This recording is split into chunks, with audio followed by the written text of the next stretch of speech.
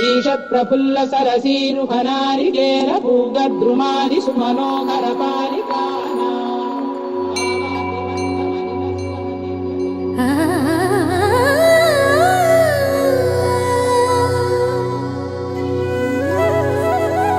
ఆహా!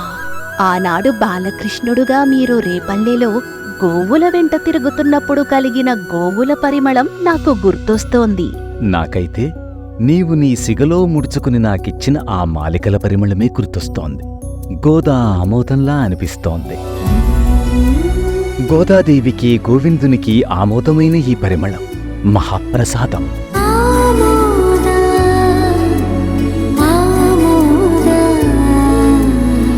ఆమోద అగరబత్తీస్, సుగంధ పరిమళం, సువాసనల సమర్పణం.